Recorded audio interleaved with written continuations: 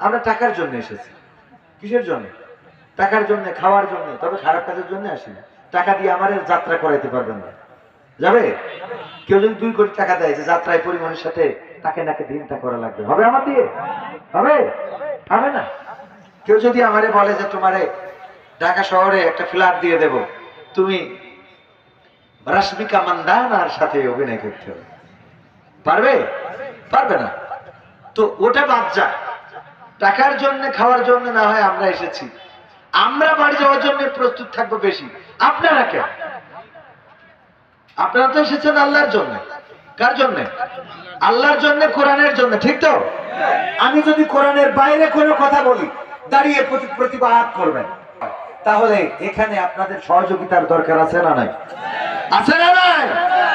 ডিমলাবাসী, বিশেষ করে প্রত্যন্ত অঞ্চল, যে অঞ্চলে এখন বাইসাইকেল চালায় ওই রাস্তা দিয়ে যাওয়া খুবই কষ্ট। আর বর্ষাকালে তো বাইসাইকেল টাঙায় থোয়া লাগে, ঠিক না বেঠিক? বৃষ্টি যদি আসে এই মুহূর্তে, তাহলে গাড়ি বের করা কষ্ট হয়ে যাবে। মেইন রোড পর্যন্ত আমাদের গাড়ি নিয়ে যেতে পারবো কিনা এটা সন্দেহ আছে। এমন একটা প্রত্যন্ত অঞ্চলেও আলহামদুলিল্লাহ এত সুন্দর এই আয়োজন। এবং আমরা এসেছি, আমি তো এসেছি যশোর, আমার গ্রামের বাড়ি। যদিও গতকালকে মাহফিল করেছি কুষ্টিয়ায়। তো যশোর থেকে এই জায়গা প্রায় 450 কিলোমিটার। কত কিলোমিটার? তো আমার বাড়ি যাওয়ার তার আগে না আপনার বাড়ি যাওয়ার তার আগে? আমার তো মানে মনে হয় যে এখনই ছেড়ে দিতে পারলে বেঁচে যায়। আর প্রোগ্রাম তো প্রতিদিন। আবার আমি তো শুধু এসেছি, আমি যে আমার মতো করে এসেছি, মানে ড্রাইভার আছে খুব রিল্যাক্সে ঘুম দিতে, তাও না। আমি নিজে গাড়ি ড্রাইভ করে আসি। আমার গাড়ি আমি চালাই, আলহামদুলিল্লাহ। তো এই পথ কিন্তু আমি চালাই এসেছি। আমার সাথে সঙ্গী 2 জন ক্যামেরা পার্সন আছে। ওরা কেউ গাড়ি চালাইতে পারে না, ওরা খালি লক করতে পারে আর খুলতে পারে। গাড়ির টায়ার পাংচার যোগ হয়ে ওঠেনি, নতুন ক্যামেরা পার্সন। তো এই যে মানে শব্দ শেখানো লাগবে না, শিখে নিতে হবে। আপনাকে ট্রাই করতে হবে, কাজের জন্য সিদ্ধান্ত নিতে হবে। আমার যুবকেরা অধিকাংশ বেকার। কারণ কি? কারণ ফ্রি ফায়ার মারবা, কোন কাজটাই তো ভালো করে করো না। লেখাপড়া করেছো তাও আইএমএ জিপিএ 5, কথা কয় না। লেখাপড়া করেছে তাও আইএমএ জিপিএ 5। একটি কাজ ভালো করে করো না, যেটা করো সেটা ভালো করে করো। আমি বলি আমার সেই যুবকটা লাগবে, যে যুবক বেকার বেহুদা বসে থাকে ওইটা না, যেটা গাঞ্জার চাষ করে এইটা দরকার। বেকার বসে থাকা যুবককে ঘৃণা করি, তার থেকে ভালো মনে করি যে গাঁজা গাছ লাগায়। কারণ যে গাঁজা গাছ লাগায় ওতে একদিন ফুল গাছ লাগানো যাবে। কিন্তু যে বেকার বেহুদা বসে আছে ওদের আপনি ফুল গাছ লাগানো তো দূরের কথা, ও এতই অলস। ওই টিচারের মতো, টিচার ক্লাসে যেয়ে বলতেছে তোমাদের মধ্যে অলস কে, হাত উঁচু করো, তার পুরস্কার দেব। স্যার কি দিবেন? স্যার কয় আজকে আমি তোমাদের একটা ক্রেস্ট দেব, অথবা চকলেট দেব, অথবা এটা দেব। তো চিন্তা করলো অন্তত অলসের খাতায় নাম লিখায় হাত উঁচু করি বলছে যে স্যার আমি অলস। আরেকজন কয় আমিও অলস স্যার, আরেকজন কয় আমিও অলস। এই করতে করতে 30 জন ছাত্রের মধ্যে 29 জন কয় আমি অলস, একজন হাত উঁচু করে নাই। স্যার বললো তুই তাহলে অলস না? কাছে ও হাত উঁচু করে কিনা, বুঝা গেছে? বলছে হাত উঁচু করি পারে কিনা। তার মানে এটা হইলো ওগুলোর উপরের গ্রেড, হইলো গ্রেড, হইলো অলসের সেরা। বলছে হাত উঁচু করি পারে কিনা, পুরস্কারের জন্য হাত তুলবে। এই জাতীয় যুবক আমরা চাই না। আমরা চাই সেই যুবক যারা সকাল হয় জানের ফজরের আজানে, ফজরের নামাজের পরে কর্মব্যস্ততা শুরু হয় এবং এই দুনিয়া গড়ার জন্য, দেশ গড়ার জন্য, সংসার গড়ার জন্য কাজ করে। সেই যুবককে আমরা পছন্দ করি। সারাদিন ফ্রি ফায়ার পাবজি মারবা, পরীক্ষার রেজাল্ট খারাপ করবা, আর বলবা হুজুর দোয়া করতেন যেন একটা চাকরির ব্যবস্থা। তোর চাকরি দেওয়া মানে তো সমাজের অসম্মান করা, ঠিক না ভাই? ঠিক। কারণ তোর চাকরি দিলে তোর কাজ করবি না, তুই খাবি ঘুষ। তোর ঘুষ না দিলে তো তুই এক পাও নড়বি না। এই জাতীয় বেহুদা পোলাপান সব ওই ঘুষ নিয়ে নিয়ে চাকরি দিয়েছে, দিয়ে এই দেশটা বেশি বেকায়দায় ফেলেছে। ইসলাম যদি কায়েম হয়, এই জাতীয় বেহুদা পোলাপান পিটায়ে বাঁচালাল কর্মসূচি করা হবে। চায়ের দোকানে বসে আড্ডা মারবা? বেহুদা দেশের মানুষ চায়ের দোকানে বসে 2 ঘন্টা 5 ঘন্টা বেহুদা কাটাই দিচ্ছে আর বলছে মরিচের দাম বেশি। এই তুই এই সময়টুকু 2টা 4টে মরিচের গাছ লাগালেও তো তোর 3 মাস পরে মরিচ ধরবে। চায়ের দোকানে বসে চা মরিচ কিনা গাড়ি আনে, ঠিক না বেঠিক?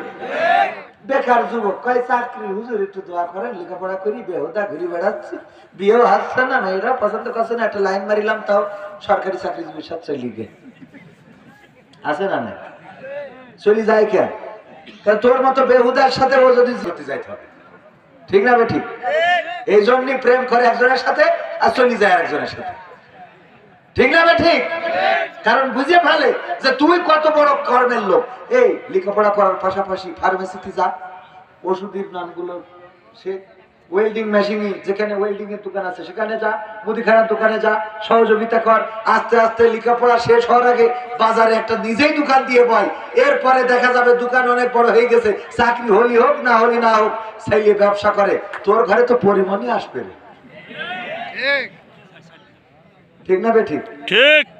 চাকরির পিছনে ধরে এই জায়গায় সেই জাতীয় যুবক বেশি দেখে। আল্লাহ হেদায়েত করুন, বলেন আমিন।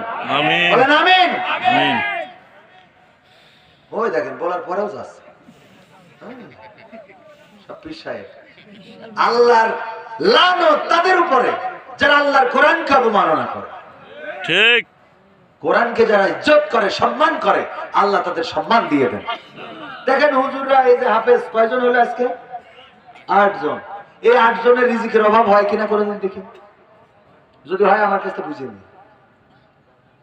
কোন হাফেজ আছে যে না খেয়ে দিন পার কাছে? দেখান তো, আছে একটা দেখাতে পারবেন? নাই নাই নাই। কোন মুফতি মাওলানা মুহাদ্দিস আছে যে তার দিন চলছে না, সংসার চলছে না, ঠাইনি টুনি জীবন যায় না, যাই যাই যাই ভাব, কখন মালাকুল মউত আসে? আছে একটা?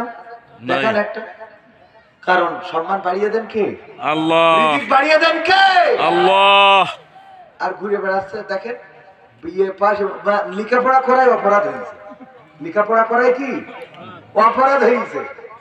আল্লাহ হেফাজত করুন, বলেন আমিন। কোরআনের পক্ষে, কোরআনের পথে নিজেদেরকে যদি গঠন করতে পারেন, আল্লাহ রাব্বুল আলামিন আপনার রাস্তাটা সুগম করে দিবেন, সুন্দর করে দিবেন, বলেন সুবহানাল্লাহ। আল্লাহর নবী সাল্লাল্লাহু আলাইহি সাল্লাম যখন সাহাবীদের দাওয়াত দিয়েছেন, মক্কাবাসীরা অনেকেই দাওয়াত কবুল করে নাই। যারা সাক্ষাতের আগ মুহূর্তে ফেরেশতা জিবরাইল বলল, এই সিদরাতুল মুনতাহার ওপাশে যাওয়ার সক্ষমতা আমার নাই, আমি চলে গেলাম, ওগো নবী আপনি এখানে থাকেন, এবার আল্লাহ আপনার সাথে সাক্ষাৎ করবেন। এই কথা বলে যখন জিবরিল আলাইহিস সালাম চলে গেলেন, তখন আমার মনের মধ্যে ভয় অনুভূত হচ্ছিল। এমন সময় আমি ওই আরশে আজিম থেকে তোমার পায়ের আওয়াজ শুনতে পেয়েছি। সুবহানাল্লাহ বলবেন না? পায়ের আওয়াজ ওই আরশে আজিম থেকে শুনতে পেয়েছেন কে? আল্লাহ। বিশ্ব নবী সাল্লাল্লাহু আলাইহি সাল্লাম। কার? বেলাল রাদিয়াল্লাহু তাআলা আনহু, ইসলামের প্রথম মুয়াজ্জিন। তাকে তার আজানটা সহি শুদ্ধ ছিল না, এজন্য মদিনায় বলল যে তার আজান না দিয়ে মুয়াজ্জিন চেঞ্জ করা হোক। মুয়াজ্জিন চেঞ্জ করা হলো, একবার একবার একবার একবার করে 3 বার আজান দিলেন, কিন্তু সুবহে সাদিক আর হলো না। বেলাল রাদিয়াল্লাহু তাআলা আনহুকে ডেকে এনে যখন আজান দিলেন, সুবহে সাদিক হয়ে গেল, সকাল হয়ে গেল, পড়েন সুবহানাল্লাহ। এই ছিল বেলাল। কোরআনের জন্য ইজ্জত বাড়িয়েছেন, যুদ্ধের ময়দানে চলে এসেছেন, কোরআনের পক্ষকে শক্তিশালী করার জন্য, আল্লাহ রাসূল সাল্লাল্লাহু আলাইহি সাল্লামের হাতকে শক্তিশালী করার জন্য যুদ্ধ করতে করতে শহীদ হয়ে গিয়েছেন। হানজালা রাদিয়াল্লাহু তাআলা আনহুর স্ত্রী এসে কান্না করছেন, ওগো নবী আমার স্বামী এসেছিল যুদ্ধের ময়দানে, যারা শহীদ হয় তাদের তো আপনি গোসল করান না, তাদেরকে আলাদা করে কাফন পরান না। ওগো নবী আমার স্বামীর গোসল ফরজ হয়েছিল, আপনি নিহত হয়েছেন, শহীদ হয়েছেন, এই কথা শুনে আমার স্বামী বাড়িতে অপেক্ষা করে নাই, কাল বিলম্ব করে নাই, ছুটে চলে এসেছে যুদ্ধের ময়দানে। ওগো নবী আমার স্বামীর গোসল করাবেন। সাহাবীদের লাশ খুঁজতে পাঠালেন, কোন জায়গায় পাওয়া গেল না। আল্লাহর নবীর কাছে এসে বললেন, ওগো নবী হানজালার লাশ পাওয়া যায় না। আল্লাহর নবী বললেন, আরেকবার খুঁজে দেখো। পরের বার খুঁজলো, হানজালার লাশ পাওয়া গেল। দেখলেন যে চুল থেকে টপ টপ করে পানি ঝরে পড়ছে। আল্লাহর নবীর কাছে খবর আসলো, আল্লাহর নবী বললেন, ওগো আমার সাহাবীরা শুনে নাও যে হানজালার গোসল ফরজ হয়েছিল, ওই হানজালা শহীদ হওয়ার কারণে আল্লাহ রাব্বুল আলামিনের ফেরেশতারা আরশে আজিমে নিয়ে গোসল করিয়ে লাশটা আবার দিয়ে দিয়েছে। সম্মান দেন কে? কোরআনের পক্ষে যারাই ভূমিকা রেখেছে তারাই সম্মানিত হয়েছে। আগে যারা কারাগারে ছিল এখন তারা কি কারাগারে আছে? আগে যারা জেলখানায় ছিল তারা কি আছে? এমনকি জেলে যারা ছিল তারা কোনোদিন মলিন মুখ করে নাই, কান্নাকাটি করে নাই, হাহাকার করে নাই। আর এখন যারা জেলে যায় পাগলামো শুরু করে দিয়েছে, না দেয় নাই? কথা কয় না। কেউ কাঁদে, কেউ হেলমেট ফেলে দেয়, কেউ চিল্লানো শুরু করে দেয়। আর কোরআনের পাখি আল্লামা দেলওয়ার হুসাইন সাইদি 13টা বছর কারাগারে থাকলেন। জীবনের শেষ দিন যেদিন বের করা হলো, ওই দিন আল্লামা সাইদির চেহারার মধ্যে এমন হাসি ছিল যে হাসি এখনো বাংলাদেশের ইতিহাসে উজ্জ্বল হয়ে আছে। ঠিক না বেঠে? এমন হাসি হাসতে পারে তো তারা আল্লাহর প্রতি নিবেদিত প্রাণ যারা, যারা বলে ইন্না সালাতি ওয়া নুসুকি ওয়া মাহইয়ায়া ওয়া মামাতি লিল্লাহি রাব্বিল আলামিন। যারা বলে ও রব, নিশ্চয় আমার সালাত, আমার কুরবানি, আমার জীবন, আমার মরণ সব কার জন্য? আল্লাহর জন্য। এই কথা যারা বলে দেয় ওরা জেলখানায় গেলেও আনন্দ পায়, ওরা ফাঁসির কাষ্টে ঝুললেও দুঃখ পায় না, ওরা কষ্টে থাকলেও বলে আলহামদুলিল্লাহ, ওরা বিপদে থাকলেও পড়ে আলহামদুলিল্লাহ। কারণ তারা জানে রব আমাদের একজন আছেন, অভিভাবক আমাদের একজন আছেন, বিপদ থেকে মুক্ত করে নেওয়ার মালিক কে? বিপদ থেকে মুক্ত করার মালিক কে? আমাদের জীবনের মালিক আল্লাহ, আমাদের সম্পদের মালিক আল্লাহ, আমাদের জমিনের মালিক আল্লাহ, আমাদের টাকা পয়সা দেওয়ার মালিক আল্লাহ, আমাদের সন্তান দেওয়ার মালিক আল্লাহ, আমাদের বউ দেওয়ার মালিক আল্লাহ। বলেন ঠিক কিনা? বউ দেওয়ার মালিক কে? আল্লাহ। কিন্তু আরেক হুজুর বলে না, বলে সন্তানের মালিক আল্লাহ, সম্পদের মালিক আল্লাহ, টাকা পয়সা দেওয়ার মালিক আল্লাহ, কিন্তু বউ দেওয়ার মালিক আল্লাহ এটা কয় না। অথচ বউটাও দেন কে? আল্লাহ যদি না চাইতেন আপনার স্ত্রী হইতো, আল্লাহ না চাইলে আপনারে হিজলা বানায় পাঠাতে পারতেন না? পারতেন না? যদি হিজলা বানায় পাঠাতো তাইলে সারা জীবন তালি দিয়ে খাইতে হইতো। হ্যাঁ, ঠিক না বেঠে? আল্লাহ পুরুষ মানুষ বানাইছেন, নারী বানিয়েছেন। আল্লাহ আপনার হাত দিয়েছেন, পা দিয়েছেন, চোখ দিয়েছেন, কথা বলার মতো শক্তি দিয়েছেন। আতেন তাইলে আপনার মনের ভাব কোনদিন মন খুলে কাউরে বুঝাইতে পারতেন। আমার হাত আছে, পা আছে, চোখ আছে, কান আছে, নাক আছে, সব আছে, শুধু জবান নাই। যদি আমি আসতাম এই নীলফামারী ডোমার, নীলফামারী কোথায় বা ডিমলা, এখানে আসার পরে যদি আমার স্টেজে তুলে দেওয়া হতো, আর আমি বোবা মানুষ যদি বলে কতক্ষণ থাকতেন আপনারা? বলেন, বলতেন এর তুলি দেশ কিরা ওর ধরি নিয়ে, ঠিক না বেঠে? আমারে কিছু বলতেন না। আজকের মাহফিলের যিনি বিশেষ মেহমান ছিলেন হযরত মাওলানা আব্দুল ইব্রাহিম খলিল তোতা সাহেব, উনি আমার সাথে যোগাযোগ রেখেছেন, দাওয়াত দিয়েছেন। উনাকেই ধরে আপনারা পিটাতেন যে এইটা আনিছিস কেন যশোরতে, কথা কয় না? তাহলে জবান দিয়েছেন কে? সে আল্লাহ শুকরিয়া আদায় করার দরকার আছে না নাই? পড়েন আলহামদুলিল্লাহ। ও আমার ভাইয়েরা, আল্লাহর যদি কেউ শুকরিয়া আদায় করে নিয়ামত বাড়িয়ে দেন, আর যদি কেউ আল্লাহর না শুকরি করে আল্লাহ রাব্বুল আলামিন তার নিয়ামতকে সংকুচিত করে দেন, দুনিয়ার পরে লাঞ্ছিত করে, আর পরকালে আল্লাহর কঠিন গঞ্জনা আছে না নাই? কথা কয় আছে না নাই? তাইলে শুকরিয়া আদায় করব কার? আল্লাহর শুকরিয়া আদায় করব প্রতিটা মুহূর্তে, প্রতিটা সময়। হুজুর আসসালামু আলাইকুম, আমরা আপনার কাছে এমপিরা সব কোথায় গেল জানতে চাই। এমপিরা কোথায় গেছে আমি কি ওকে পাঁচ ঘুরে বেড়াচ্ছি? আমি কি করে বলবো? আমাকে বলেছিল পালাবে না, ঠিক না বেঠে? কিন্তু একটাও বলল খেলা হবে। বলেছে না বলে নাই? কিন্তু খেলার আগেই শেষ। ঠিক বলছি না? ঠিক বলছি। ওগো আমার ভাইরা, দেখেন যাদেরকে শেষ করতে চাইলো তারা আবার শুরু করলো, আর যারা শেষ করতে চাইলো তারাই শেষ হয়ে গেল। এটাই কোরআনের মুজিজা। হুয়াল্লাযী আরসালা রাসূলাহু বিল হুদা ওয়া দীনিল হাক্কি লিইয়ুযহিরাহু আলাদ দীনি কুল্লিহি ওয়ালাউ কারিহাল মুশরিকুন। ওগো আমার ভাইরা, আমার আল্লাহ বিশ্ব নবীকে জানিয়ে দিলেন, ওগো নবী, আমি আপনাকে পাঠালাম দিনে হক সত্য দিন সহকারে। আপনি কি করবেন? সব দিনের উপরে আমার দিনকে বিজয়ী করে দেখাবেন, যতই মুশরিকদের মধ্যে অন্তর্দহন শুরু হয়ে যাক। ওগো আমার ভাইরা, আজকে বিশ্ব নবী নাই, এই দায়িত্ব আমাদের উপরে আছে না নাই? এই দায়িত্ব পালন করতে আমরা রাজি আছি না নাই? কারা কারা রাজি? দুটি হাত দেখতে চাই। লিল্লাহি তাকবীর। আল কোরআনের আলো, আল হাদিসের আলো, আমার নেতা তোমার নেতা, নারায়ে তাকবীর। ভাইরা আমার, তারপর আরেকজন দিয়েছেন, হুজুর আসসালামু আলাইকুম হযরত, আমরা আপনার কাছে এই গজলটা শুনতে চাই, আপনি যদি দয়া করে বলতেন এমপিরা সব কোথায় গেল, কোথায় কাদের কাকা? বলবো? বলেন।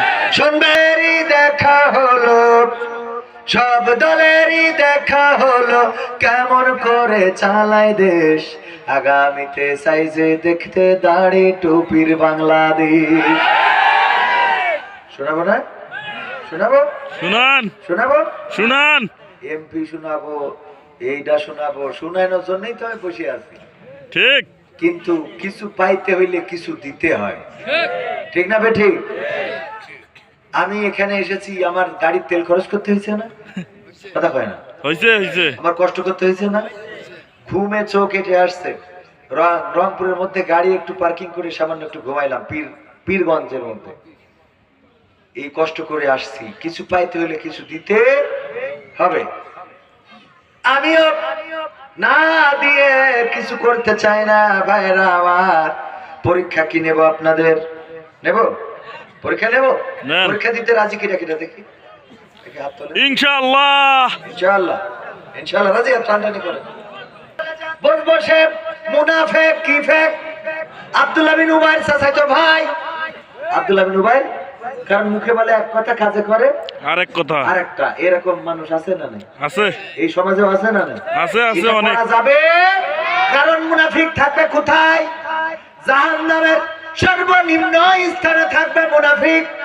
আল্লাহর নবী সাল্লাল্লাহু আলাইহি সাল্লাম মুনাফিকদের একটা লিস্ট করেছিলেন, একটা তালিকা করেছিলেন।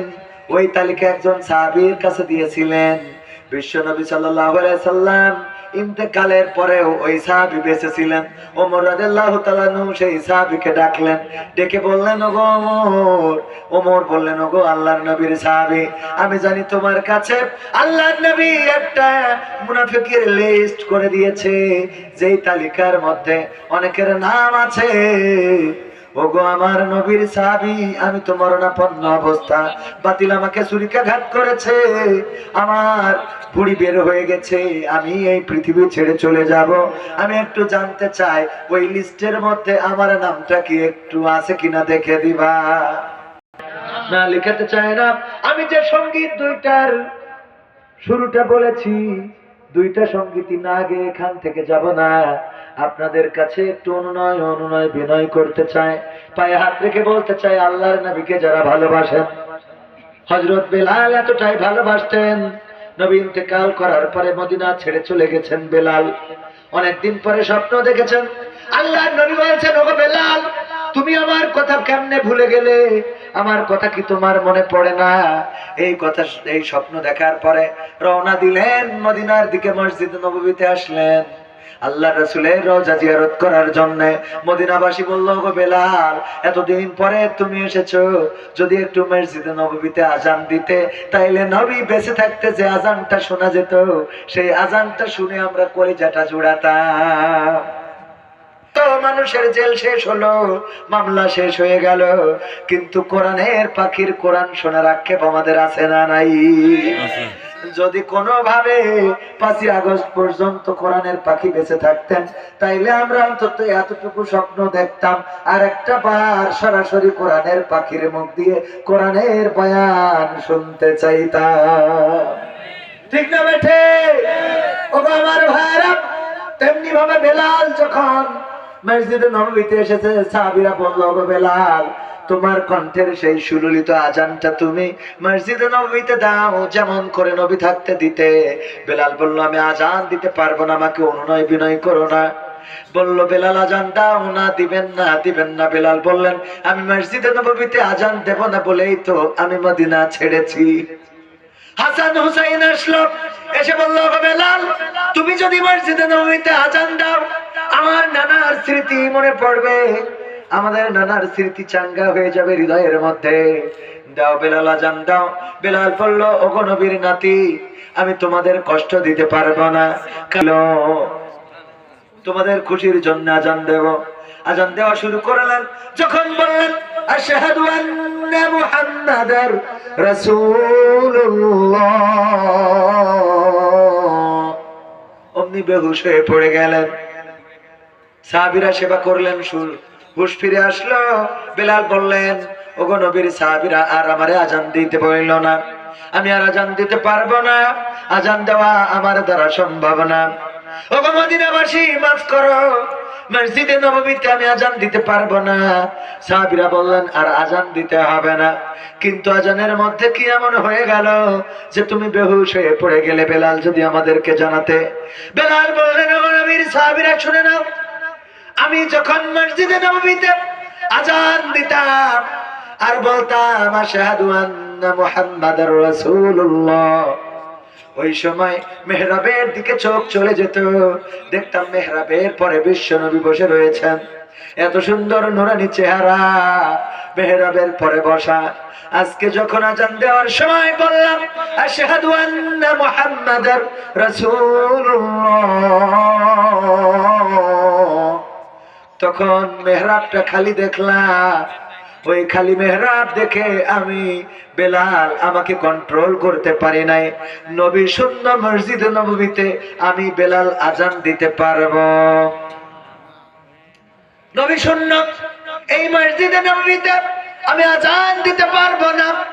আল্লাহর নবীকে ভালোবেসে হযরত খানেসা রাদিয়াল্লাহু তাআলা আনহা বললেন, ওগো আমার সন্তানেরা, 4টা পুত্র সন্তান ছিল। কয়টা? সবাই বলেন কয়টা? জোরে বলেন কয়টা? 4টা পুত্র সন্তান। ডাক দিয়ে বললেন, যাও যুদ্ধের ময়দানে বিশ্বনবীর হাতকে শক্তিশালী করো, আর যুদ্ধ করবা ততক্ষণ যতক্ষণ শহীদ না হয়ে যাবা অথবা বিজয় না হয়ে যাবে। বিজয় হওয়ার আগ পর্যন্ত অথবা শহীদ হওয়ার আগ পর্যন্ত লড়াই চালিয়ে যাবা। 4জন সন্তান লড়াই করতে চলে গেল। যুদ্ধের ময়দানে লড়াই করতে করতে করতে করতে 4জন ভাই শহীদ হয়ে গেল। খানেসা রাদিয়াল্লাহু তাআলা আনহার কাছে খবর আসলো, ওগো খানেসা, জানো নাকি তোমার 4জন সন্তানই আজকে যুদ্ধের ময়দানে শহীদ হয়ে গেছে। খানেসা রাদিয়াল্লাহু তাআলা আনহা আল্লাহর কাছে চিৎকার করে দুটি হাত তুলে বললেন, ওগো রব, পরকালের ময়দানে যেদিন বলবা খানেসা তোমার কোন আমলটা আছে দেখাও দেখি, তোমার নেক আমল বলে কি আছে দেখাও, আমি ওই দিন তোমাকে বলবো, ওগো রব, আমার 4টা পুত্র সন্তান দিয়েছিলে, আর 4টা সন্তানই তোমার নবীর সাথে যুদ্ধে দিয়েছিলাম। তোমার নবীর প্রেমে তোমার দ্বীনের জন্য উদ্বুদ্ধ হয়ে নিজের জীবন উৎসর্গ করেছে, শহীদ হয়েছে। আমি খানেসা 4জন শহীদের মা। সুবহানাল্লাহ। ভালোবেসে সন্তানদেরকে যুদ্ধের ময়দানে দিয়েছেন। একজন মহিলা সাহাবী আসলেন, ছোট্ট একটা বাচ্চা শিশু কোলে করে নিয়ে এসেছেন। বললেন, ওগো নবী, এই শিশুটা আমি যুদ্ধে পাঠাতে চাই। বিশ্বনবী বললেন, এই বাচ্চা যুদ্ধে নিয়ে যাব, নিয়ে যেয়ে করবোটা কি? বলল, ওগো নবী, আমার এই বাচ্চা যেদিন যুদ্ধ করার মতো বয়সে পৌঁছাবে সেই দিন তো আপনাকে আর পাবো না। এই জন্য আমার এই বাচ্চাটা আপনার সাথে যুদ্ধে পাঠাতে চাই, অন্তত আমি যেন গর্ব করে বলতে পারি আমার সন্তানও বিশ্ব নবীর সাথে যুদ্ধ করেছে। আল্লাহর নবী বললেন, তোমার বাচ্চাটা কোনো হাঁটতে পারে না, তাকে ধরার জন্য অন্য লোক লাগবে, তরবারি ধরতে পারে না, ঢাল ধরতে পারে না, কেমন করে তারে যুদ্ধে নিয়ে যাব? ওই মহিলা সাহাবী বললেন, ওগো নবী, আমি জানি আমার সন্তান যুদ্ধ করতে পারবে না, তরবারি ধরতে পারবে না, ঢাল ধরতে পারবে না, কিন্তু আমি বিশ্বাস করি আমার সন্তান ঢাল হতে পারে। আমার সন্তানটা নিয়ে যাবেন নবী। যখন আপনার দিকে কোন তীর কাফেরেরা ছুড়ে দেবে, তখন আমার সন্তানটা আগলে ধরবেন, আমার সন্তান দিয়ে তীরটা ঠেকিয়ে নেবেন, আপনার গায়ে যেন তীরটা না বিধে। আবেগটা কত ছিল! ওগো আমার ভাইরা, সেই নবী দুনিয়ায় নাই, কিন্তু নবীর কর্ম আজও আছে না নাই? সেই নবীর ধর্ম ইসলাম ধর্ম, সেই নবীর কর্ম মাদ্রাসা, যেখানে কোরআনের খাদেমের 4 জন মানুষ কোরআনের হাফেজ হয়েছে। ওই যে নকুল কুমার এদের নিয়ে গান লিখেছিল, যদি আগুন লেগে ধ্বংস হয়ে যায় পৃথিবীর সব বইয়ের দোকান, বিশ্ব থেকে হারাবে না পবিত্র কোরআন। হারাবে বলে? এই কোরআন যদি কেউ কেড়ে নেয়, কোরআনের হাফেজ এখানে আছে না নাই? 8 জন কোরআনের হাফেজ হয়ে গেল। ওরা শুধু কোরআনের হাফেজ হইল না, পরকালের ময়দানে আল্লাহ রাব্বুল আলামিন ওই হাফেজদেরকে বলবেন, ওগো কোরআনের হাফেজেরা, তোমরা বাছাই করে 40 জনকে সুপারিশ করে জান্নাতে নিয়ে যাও। বলেন সুবহানাল্লাহ।